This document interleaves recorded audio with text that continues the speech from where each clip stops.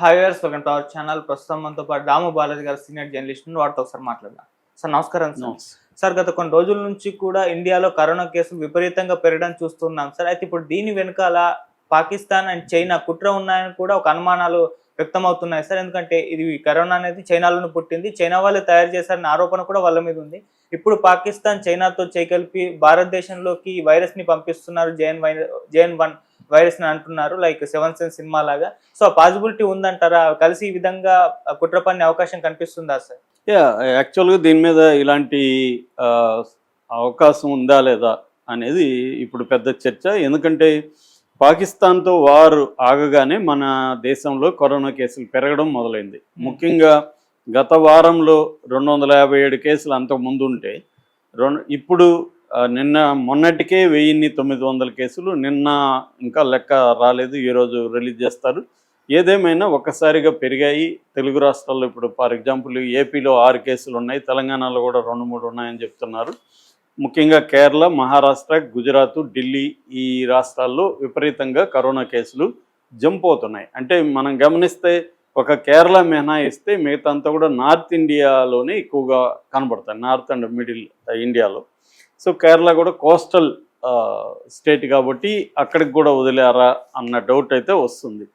So ఇది ఇప్పుడు ఒక చర్చ జరుగుతుంది. పాకిస్తాన్ బయోవార్కి తెరలేపింది అనే ఒక చర్చ జరుగుతుంది. ఈ నేపథ్యంలో అసలు గతంలో మనం పరిశీలిస్తే అసలు పాజిబుల్లా సినిమాలు, నవల్స్ అంటే చాలా వచ్చాయి దీని మీద. అయితే ఇది పాజిబుల్లా అనుకున్నప్పుడు గతంలో ఏంటంటే 2019లో కూడా చైనా నుంచి కరోనా వైరస్ సార్స్ CoV-2 అనే వైరస్, COVID-19 కారణమైన ఈ వైరస్ అనేది చైనా నుంచే వచ్చింది.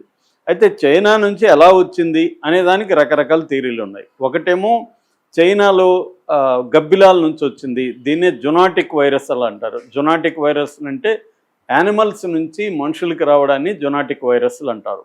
అటువంటి జునాటిక్ వైరసే ఇదే అని చెప్పారు. అక్కడ చైనాలో వుహాన్ స్ట్రీట్ మార్కెట్ అంటే వుహాన్ అనే ఒక టౌన్లో వుహాన్ సీ ఫుడ్ మార్కెట్ అని ఒక మార్కెట్ ఉంది. ఆ సీ ఫుడ్లో రకరకాల గబ్బిలాల దగ్గర నుంచి అన్ని అమ్ముతుంటారు.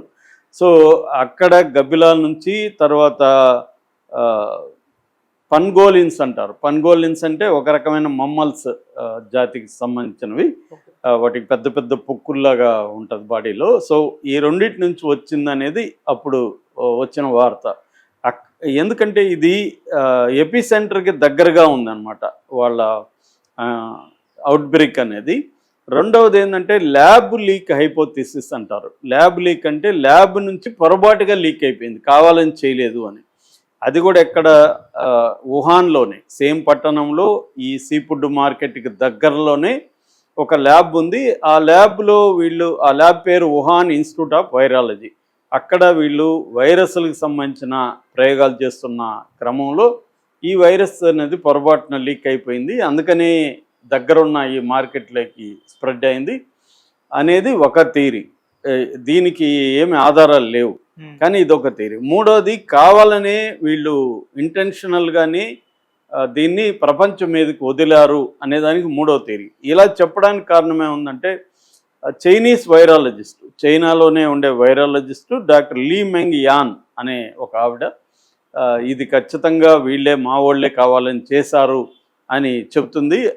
దానికి ఆమె కొన్ని ఎగ్జాంపుల్స్ కూడా చెప్పింది. ఎందుకంటే వుహాన్లో ఒక్కసారిగా బయటకు వచ్చినాక కూడా ఇంటర్నేషనల్ ట్రావెల్ని ఆపలేదు వాళ్ళు. ఎయిర్పోర్ట్స్, ఇంటర్నేషనల్ ఫ్లైట్స్ని క్లోజ్ చేయడం అవేమీ చేయలేదు.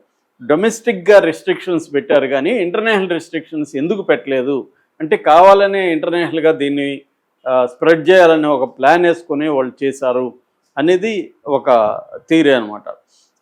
ఇలాగా గతంలో చేయలేదా అంటే మనకి చరిత్రలోకి వెళ్తే ఫస్ట్ మనకి రికార్డ్ అయిన చరిత్రలు ఏంటంటే మంగోలియన్ పీరియడ్లో బ్లాక్ డెత్ని వాళ్ళు బయటకు వదిలారని చెప్తారు. అప్పట్లో బ్లాక్ డెత్ అంటే ఇది వచ్చి దాదాపు 14th century plague, small pox ఇలాంటి వాటిని జనం లేక వదలడం అనేది మనకి ఫస్ట్ 14th centuryలో మంగోలియన్స్ చేశారని చెప్తారు.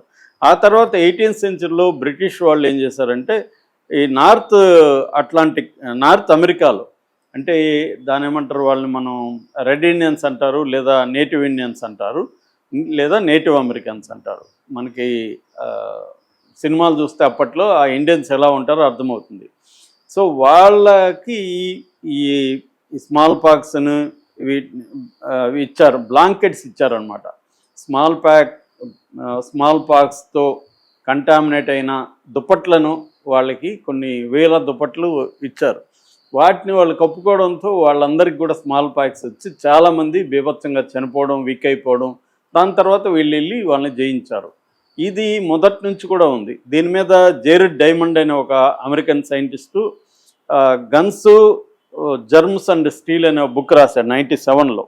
ఇందులో ఆయన ఏం చెప్తాడంటే, ఒకప్పుడు గన్స్ మీద, స్టీల్ మీద, జర్మ్స్ మీద పట్టున్న దేశాలే ప్రపంచాన్ని జయించగలిగాయి, ముఖ్యంగా యూరోపియన్ కంట్రీస్.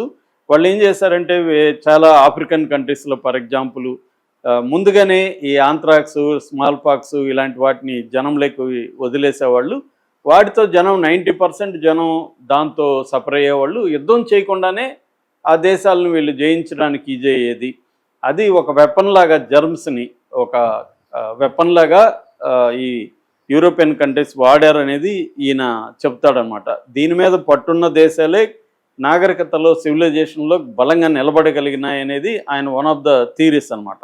సో అట్లాగే 1930s 40sలో జపాన్ చైనాలో కూడా ఇలాంటి ప్రయోగాలు చేసింది. చైనాలో స్మాల్ పాక్స్, కలరా, ఆంథ్రాక్స్ వీటన్నిటిని రిలీజ్ చేసి పెద్ద ఎత్తున పాపులేషన్ని జపాన్ చంపగలిగింది. సో అట్లాగే మనకి కోల్డ్ వార్ టైంలో, అమెరికా యుఎస్ఎస్ఆర్కి మధ్య ఉన్న కోల్డ్ వార్ టైంలో కూడా యుఎస్ఎస్ఆర్ కూడా ఒక బయో ప్రిపరేట్ ప్రోగ్రామ్ అనేది ఒకటి అనౌన్స్ చేసింది. అంటే బయో వెపన్స్ అంటారు వీటిని.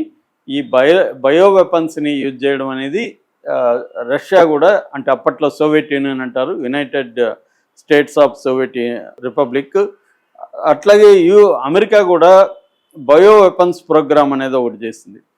అట్లాగే మనకి 1969 ప్రాంతంలో కూడా ఆంథ్రాక్స్, తులరేమేనియా లాంటి జబ్బుల్ని జనంలోకి వదలడం అనేది మనకు కనబడుతుంది. కాబట్టి ఒక రకంగా ఏంటంటే జబ్బుల్ని జనంలోకి వదలడం అనేది ఎప్పటి నుంచో ఒక వెపన్గా, దాన్ని బయో వెపన్ అంటారు, దాన్ని బయో వెపన్గా వాడడం అనేది ముందు నుంచి కూడా ఉంది.